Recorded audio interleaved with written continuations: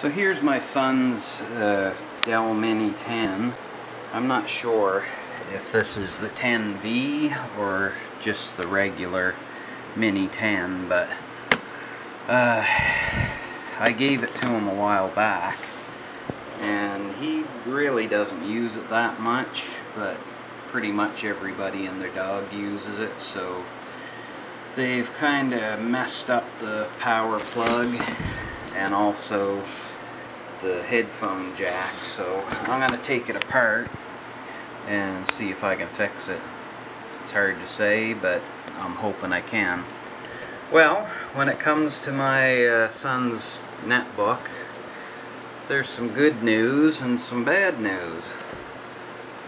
The good news is the power jack is really easy to replace. It's just a matter of unplugging it and plugging a new one in. So I'm going to order one on eBay, but for the time being I'm going to, so you can see, well maybe you can, I'll put her on macro. You can see right there that it's broke, but for the time being, because it's probably going to take a week or more for the part to come, I'm going to actually try to crazy glue this and see if it'll work.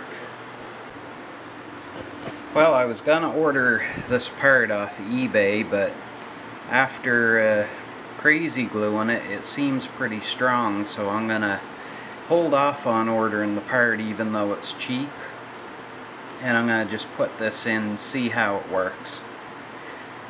I can always order the part later on, and since it's coming from the US, it's not going to take all that long to get here, so I'll put her back together, and if it breaks then I'll just order the part, because I'm not going to leave the netbook in a gazillion pieces anyway. I'm planning to put it back together today no matter what, so I'll just put this back in, crazy glue it up, and hope for the best. So the Dell's all back together. Yep, it's showing that it's charging. Probably can't see that unless I put it on macro, but